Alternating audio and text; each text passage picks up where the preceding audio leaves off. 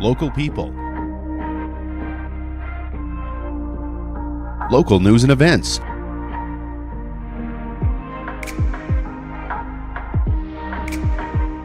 local sports, local matters. For all things Lloydminster and area, this is Live with Kurt Price. Hey, thanks for joining us today on Live with Kurt Price, presented by Harris Electric. Running a farm or business takes enough work. You don't need electrical problems slowing you down. Harris Electric specializes in commercial and agricultural products across Lloydminster and area. Reliable, experienced, and ready when you need them. Visit harriselectric.ca or call 780-875-3336. We have Darcy Saskiw with Six Strong Agronomy joining us today, and we're going to take a look at farming and particularly this seeding season, which of course is off to a slow start because of our late spring arrival. Now, speaking of seeding, Feed the Farmers back this spring. Once again, we'll be working with some local businesses to take a delicious hot roast beef meal right to the farmer in the field and say thank you for their hard work. You can nominate a farmer on the Live with Kurt Price Facebook page or any of our sponsor pages and any of their social media pages or ours. And we want to thank Richardson Pioneer, Horizon Ag and Turf, Sobeys Lloydminster, BASF, Diamond 7 Meats, and the Tenkais. And also Bradley Air, who will be entering all nominated farmers to win 160 acres of spraying. The nominations are open now. Lobster Fest is coming up May 23rd at the Lloydminster Exhibition. It's presented by the Lloydminster Rotary Club. Charlene Rovine told us this event sells out every year and features a delicious steak and very fresh lobster. It's like fresh from the Atlantic, and at least I hope I got that right. Yep. East Coast, yep. Yeah, Atlantic, going back to high school in early days. So they get flown in directly to Edmonton Airport. Then our one Rotarian, he goes up and he picks them up directly from the airport and brings them back that day to hit the pots. So you couldn't get them any fresher than that. So. For tickets, stop in at CLS Consulting, and single tickets and tables are still available. Chase the Ace is back at the Lloydminster Exhibition. There are 49 cards remaining in that deck, and the jackpot is close to $28,000.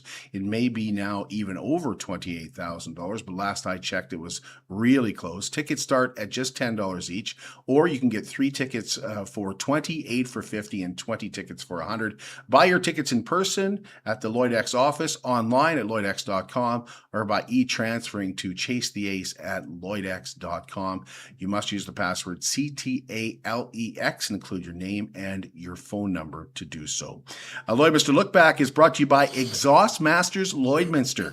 Exhaust Masters is your first call for exhaust and undercarriage performance, upgrades, and repair. Exhaust Masters is your go-to for oilfield and industrial exhaust needs. And today we go back to 2001 and Lloydminster's first ever Relay for Life.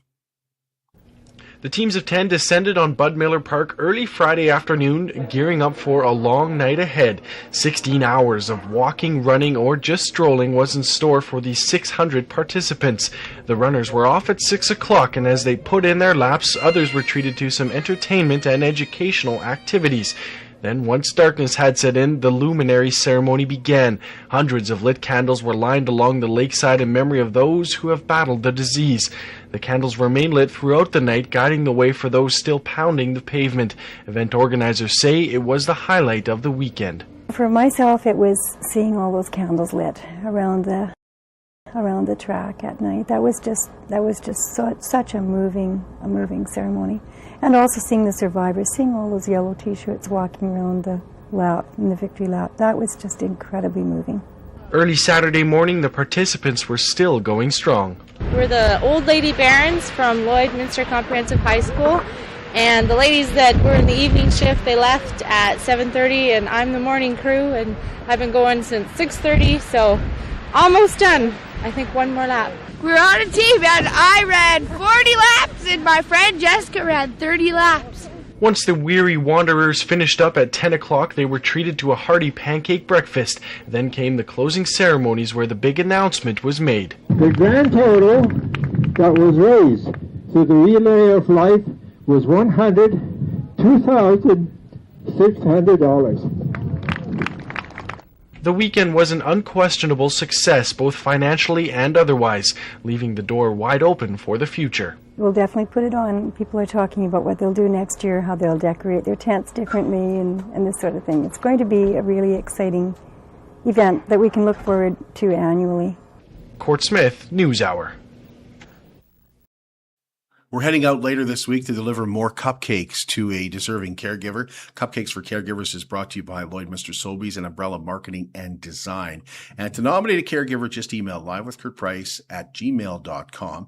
That might be a nurse, it might be a doctor, or it might be someone even closer to you that takes care of you or someone you love. To say thank you and to get your special caregiver recognized, tell us a little bit about them again by emailing livewithkurtprice@gmail.com. BioClean Disaster Services is committed, certified, reliable, and will help you get your life back. 1-833-246-8326. BioClean Disaster Services is your local restoration company. They're also Lloydminster's largest restoration company, and when they say they'll help you get your life back, they mean they will do so taking care of your belongings and property, but more than anything with great communication and taking care of you and your family. BioClean Disaster Services. 1-833-246-8326. We'll take a break, and when we come back, we've got Darcy Saskiw here. At Jason Arden Associates Cooperators, we're proud to be a top-rated local insurance company that offers flexible solutions and expert advice for all your insurance and investment needs. We'll work with you to tailor your insurance specific to your needs, and we offer investment advice that always puts you first. At Cooperators, one of our core values is to give back to the communities that we live in. Thanks to the support of our clients in Lloydminster and area, in 2023, Jason Arden Associates has donated $40,000 to local nonprofits, charities, students, athletes, and other special events. How does your insurance company support our community? At Lloydminster and District Co-op, membership matters more. Because being part of a co-op means you're connected to something bigger than yourself. From long-held legacy by those who built our communities, to people you call family, friends, and neighbors. When you're a Lloyd Co-op member, you're an owner in a local business that prides itself on purpose alongside profit. You earn cash back, you help support causes that matter most, and you're building a better way of life for the next generation. Membership matters more.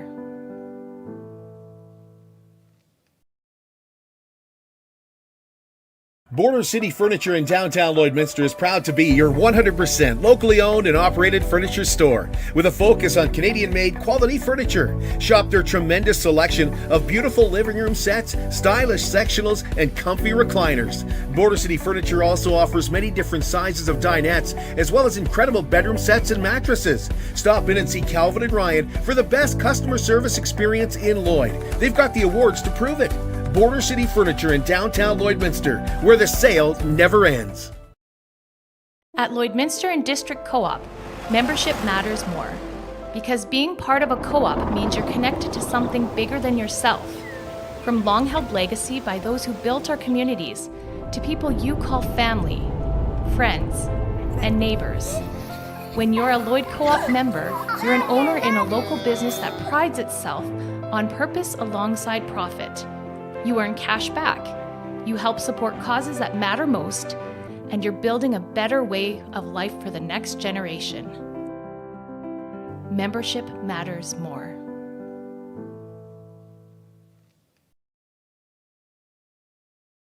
Superior Water specializes in nothing but water, and with over 23 years in the business, they're proud and confident that their water and service is superior. For iron filters, water softeners, reverse osmosis distillers, chlorine removal, and H2S odor removal, give Superior Water a call at 780-875-6636 or stop and see them at their 57th Avenue location right by Sheepskin Loft. And stay hydrated with pure, clean water. I drink Superior Water because I like the taste, and after all, it is superior water. We're excited to have Darcy Saskiw joining us with Six Strong Agronomy. And whenever we have questions about what is happening with our farmers, Darcy is our go-to guy. So thanks, Darcy. Thanks for being here. Thanks, Kurt. Really appreciate you giving us some answers today. But okay, let's start with the obvious. How frustrated are farmers right now with what's been happening this spring? It's actually been sort of a strange spring this year with all the snow and everything. everybody seems actually very calm this year. Nobody's in a rush to get in the field. I did see one tractor going in the field this morning on the way in here, but other than that, everybody's talking about maybe starting up later this week or even starting Monday after Mother's Day. So, yeah, it's been a little bit different spring where guys don't seem to be too panicked about getting in the field. Are they just excited about the moisture, Darcy? Is that why they're the not moisture so is definitely was more important than what day we can get in the field, because we actually need the crops to come out of the ground. So the moisture was welcome for sure. So now in the form of rain might have been nicer than snow. I woke up, what was it, yesterday to snow on the ground. So again, it was gone pretty quick, but still, soil temperatures are still cool. I actually, on the way in, we took soil temperature and it was only at 3 degrees. So at 4 inches deep. So we still pretty cool soil temperatures right now. So, okay. So last fall compared to what the spring is like now, it changed a lot of farmers' mindsets because it was so dry in the fall. It was so dry in the fall. And I mean, like I said, the moisture is definitely welcome. There's definitely been a lot of cropping changes happening per se. Nobody was probably sure what they were going to put in the field this year. So I have had a lot of people changing what they're growing and changing their minds. So it's been a interesting winter for sure. So is that just based on moisture? Moisture and prices, honestly. So, prices, you need a good price to make money. So there's been some changing because of that. So, okay, what is going on with pricing? Well, canola's come up with everything that's happening in the Strait of Hormuz and with Iran. So oil prices have come up. So of course, food oils come up as well. Wheat prices have climbed slightly. Peas still are pretty low. Barley, I haven't heard much on the barley front, but I think it's kind of stayed put. So guys are just looking at what they're growing and adjusting as why does what happens with the Strait of Hormuz affect canola prices? Well, shipping canola and it is an oil product. The byproduct is oil for biodiesel or whatever. So now you can put more oil into biodiesel or whatever. I'm not going to say I'm an expert on the energy business, but right. We've seen canola prices come up. So when it comes to moisture levels, what is it like, Darcy? It's actually not as wet as people might think. There's good moisture right now, but definitely going to need more rain come summer to keep the crops going for sure. The snow and everything has helped, but it's also disappeared quite quickly. So is that just because it was so dry in the fall? Because it was so dry, yes. Yeah. It also seemed to take a long time to thaw. Do you need a quick thaw to get that moisture to sink in? No, actually, I think a slow thaw is better. It gives time to go into the ground. There wasn't much frost in the ground, so most of the water did go down. We did have some runoff, but for the most part, I think the moisture that we did get has went into the soil. So we should have a good start anyway. So that's a good start. So how long is the seeding season? Like for most guys, we keep hearing farmers are bigger now. So what's that season look like? Like, could we see some going into June? We sure could. I mean, it depends on the weather, but seeding has changed a lot over the past decade or so. Farmers can definitely put a lot of seed in the ground in a short time.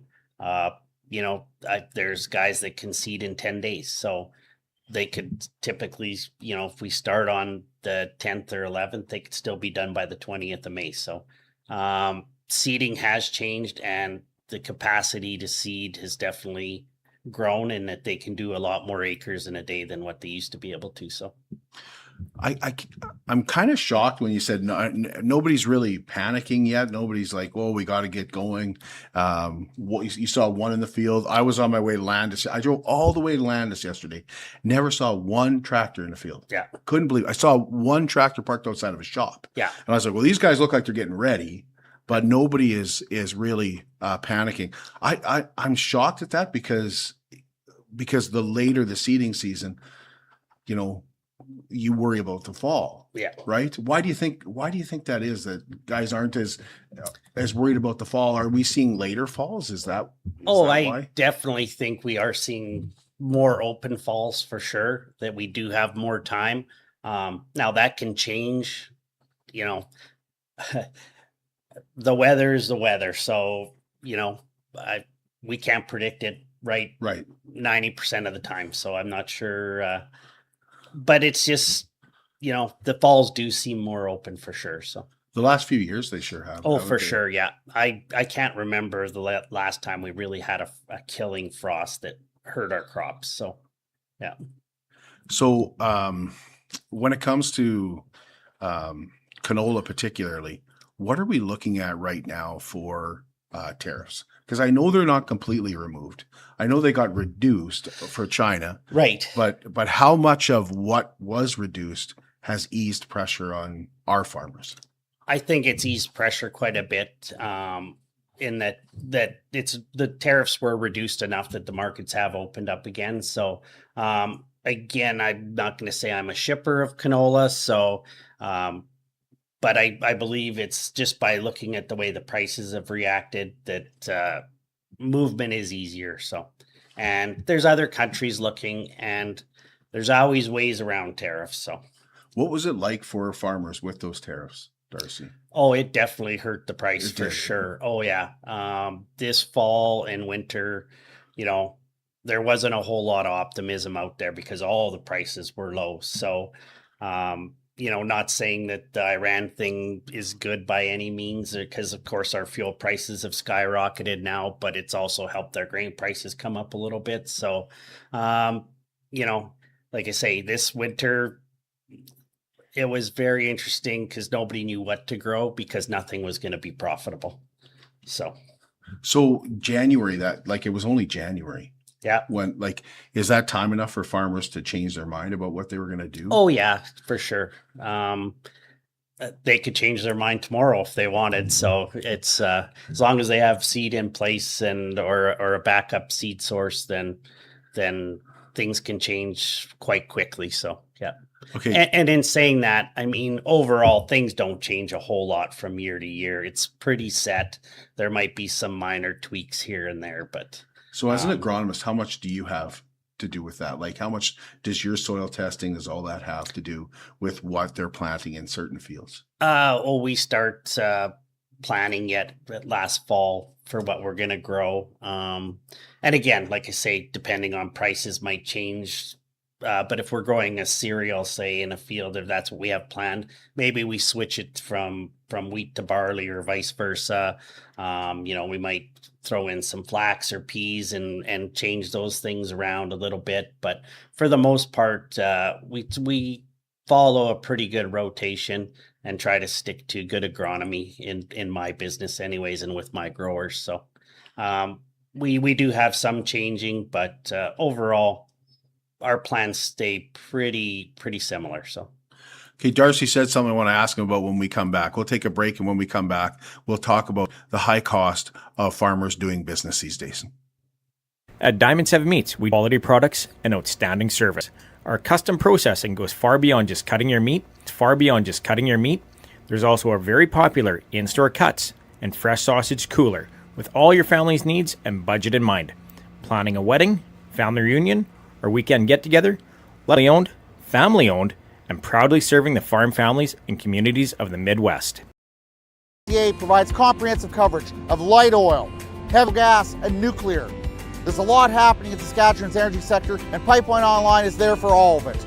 No one else comes even close. How can you help support the oil and gas industry and jobs in Western Canada? The answer is closer than you think. Sell your scrap metals to PWM Steel. PWM sells scrap iron to Evraz, located in Regina.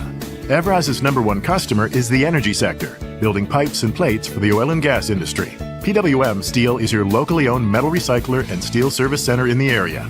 Plus, they're a strong supporter of the community. PWM Steel, your top steel supplier for Alberta and Saskatchewan for 40 years. It's more than just taxes at L&A CPA. Assurance, accounting, retirement planning, estate planning, business consulting, financial consulting, farm program support, and bookkeeping. But yes, there is always taxes. The team at L&A CPA is committed to helping you achieve your best results and will be there to assist you every step of the way. L&A CPA, with offices in Provost, Vermilion, and Lloydminster.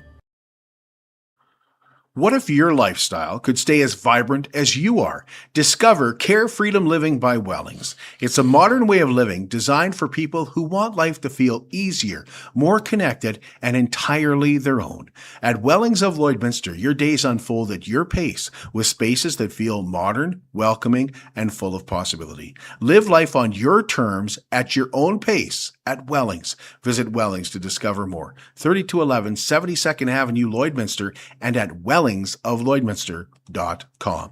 Darcy Saskiw is our guest from Six Strong Agronomy. Every time we have questions about farming, Darcy is our go-to guy, and we appreciate everything that he does for Live with Kurt Price. And you filled us in on a lot of stuff. I remember talking to you last fall, and when I left, I was like, oh man, like things are bad in farming right now.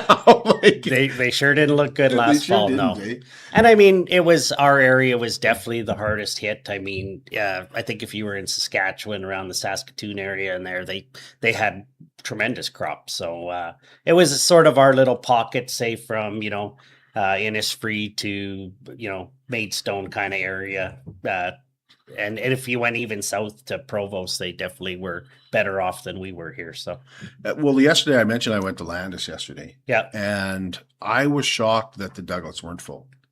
Like Right. there were sloughs that I drove by that I was like, I totally expected that to be full. I mean, there's more moisture out there than there has been, but I was shocked there wasn't more. Yeah. So a lot of places didn't get the snow that we got. Right. Exactly. We definitely were on the better side of the snow for sure. So for ranchers, it's been a fantastic spring because there's been so much moisture in that snow. It was I've heard a few guys say it was a little tough calving in the snow, but they definitely weren't sad that the snow was there to help fill the dugouts for this coming summer because they were dry. So, yeah.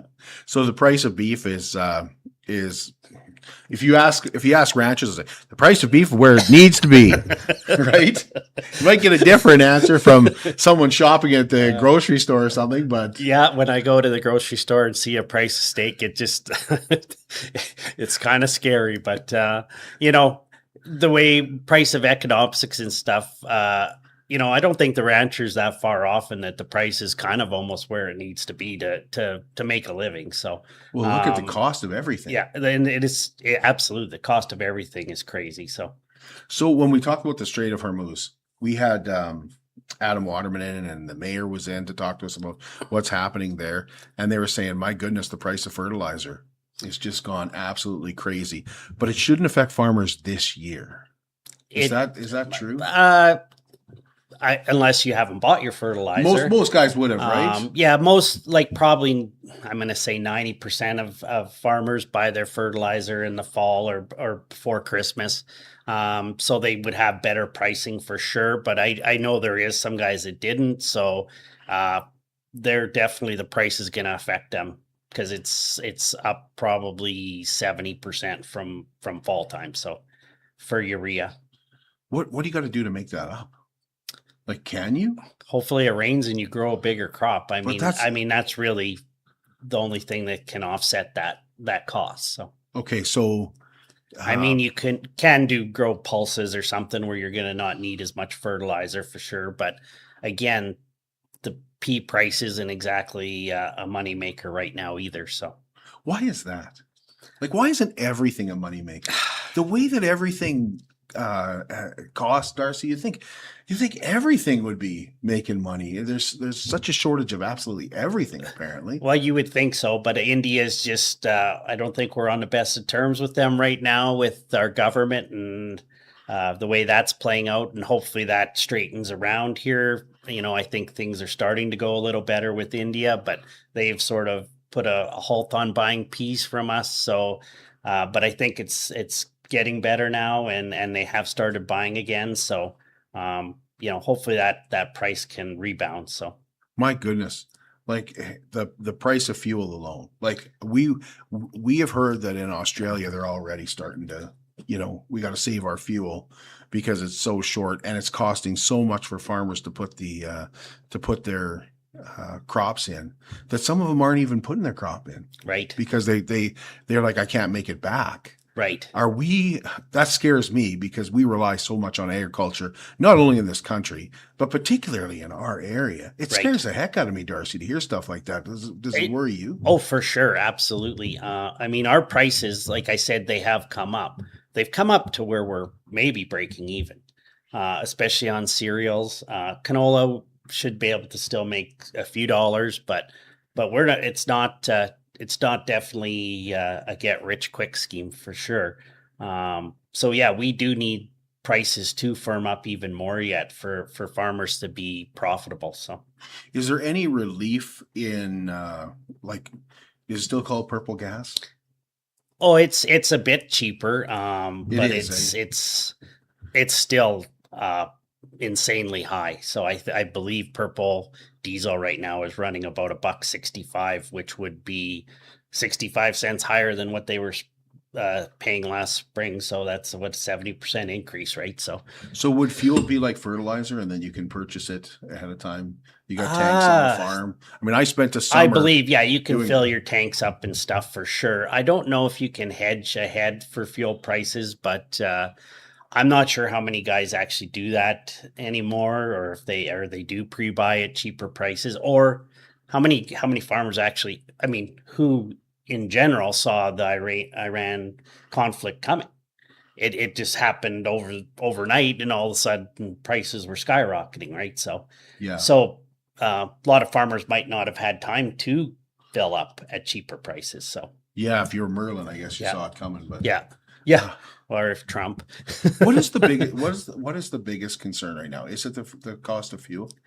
The cost of fuel is it definitely factors into the costs. Is it the biggest factor? Fertilizer would definitely play a bigger factor than the fuel. So, okay, so we need to get this. Like, do you see? So the way that I think, and my brain's thinking, I'm always looking ahead, and I know the farmers are as well. So what? Like by next fall, by the fall, we need to see this war end and the price start to absolutely come down. Yes, or else the fertilizer prices are going to stay where they are, and that's going to really damper profitability. So the same thing that we're seeing here, Darcy, are they seeing that in the States too? Because I know they're complaining about $5 a gallon fuel. Absolutely, they south are of the border. So our farmers there, and I think it actually might be worse in the States than we are. So, why is that? Just because their corn prices are depressed and soybean prices are depressed. So I think their profit and their land prices are higher. So their margins are tighter than what we even are here. So it seems like they also do get more government supports than our farmers. They do. So that's the government's always in the U.S. always seems to bail their farmers out. So what are we getting anything from our government? There's a few programs, but it's not a lot. So what do we need to have happen? What do we need to have happen? We need prices to get better. We need to grow a good crop. We need rain. Government's there if we need it. There's agri-stability and other programs farmers can use, but think everybody wants to do it on their own. They don't want the government to support them. So what can they do though, Darcy? How can they, like, if I do this, like I'm not used to doing this, but if I do it, it will help? I think part of it is like this last fall, since we did have a bad crop, we went out and we soil tested.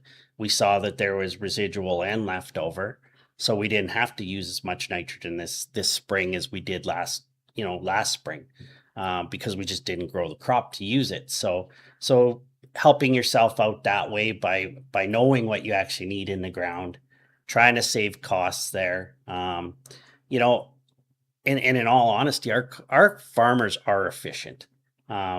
Most people direct seed, 95% of people direct seed. They're watching their costs as good as they can. So You know, it's farming has been, I've seen these stretches where profitability was tough, but we just have to grind through it and hope for a better day.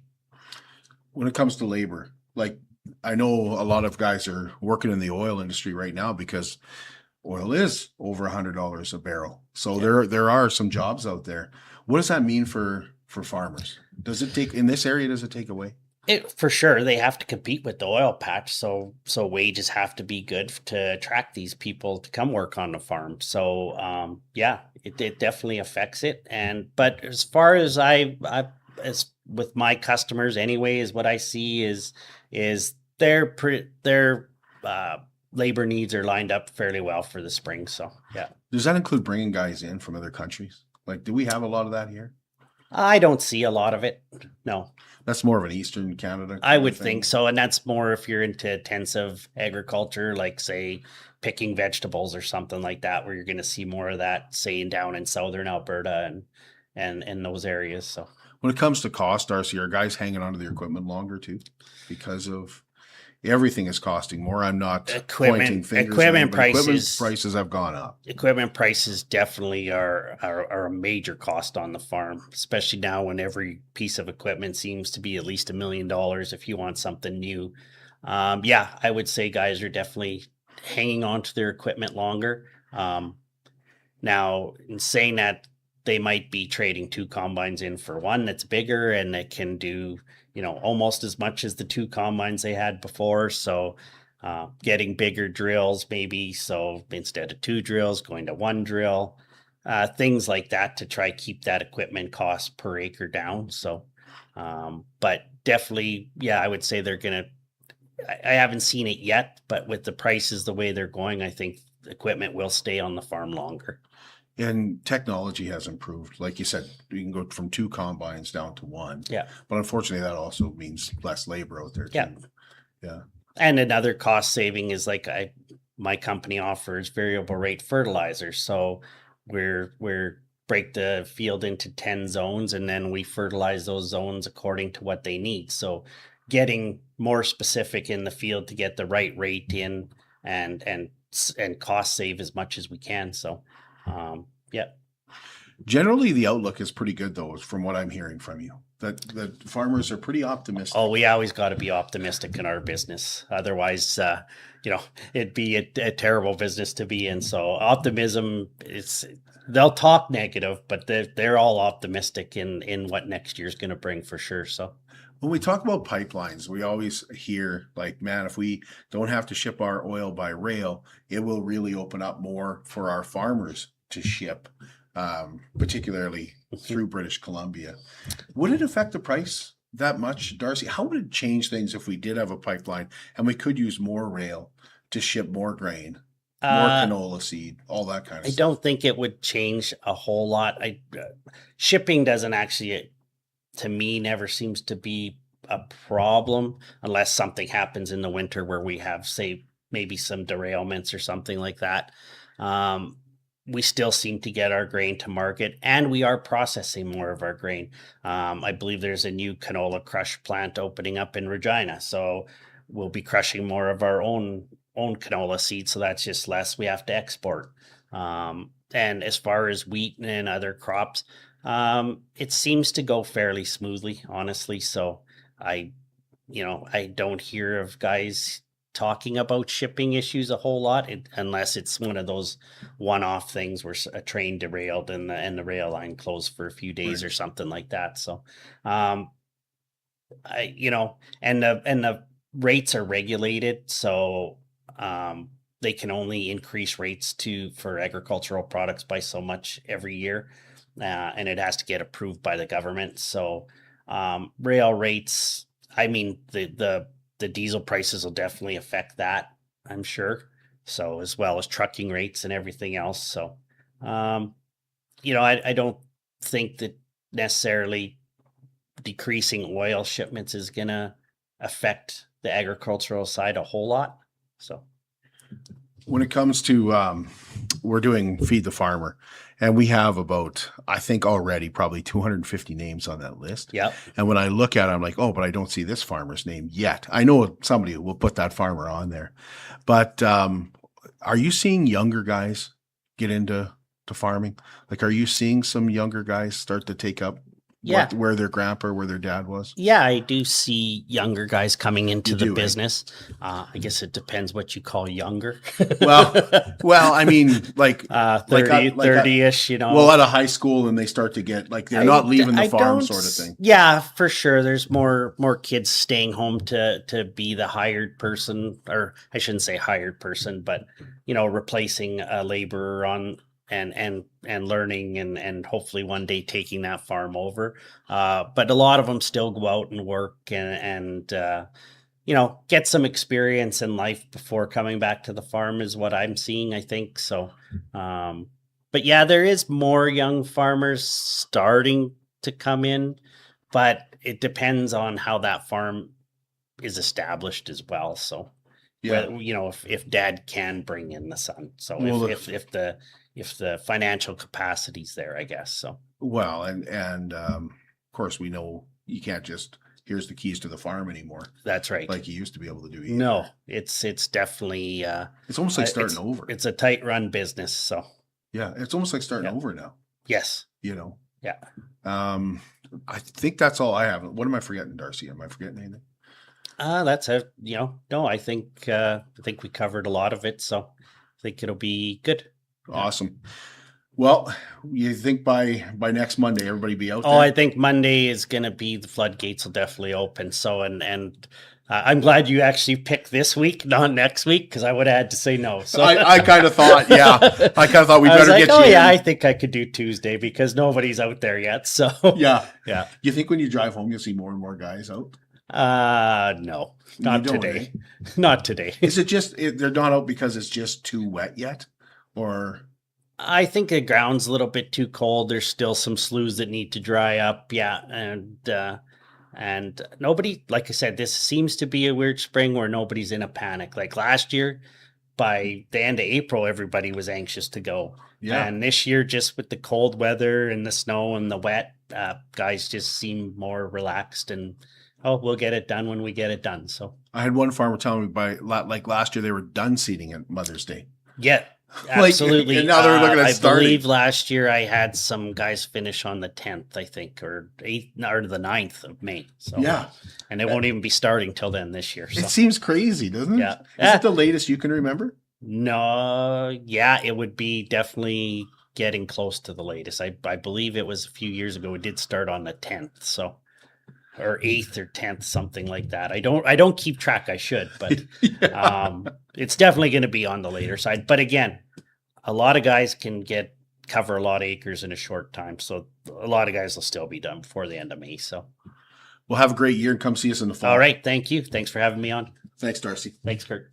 It is Red Dress Day today, and we want to remind you that tomorrow is McHappy Day at McDonald's, and that supports Ronald McDonald Houses. And you can find me working at McDonald's tomorrow from 11 o'clock to 1 o'clock at the 18th Street McDonald's. I've been asked to come in, and my goodness, I hope it's not dealing with your food, but help out in some way tomorrow at McDonald's. So we will also be back tomorrow morning at 10 a.m. here in studio, and we're going to get the lineup for the 2026-2027 season at the Vic Juba Community Theater. Have a great day.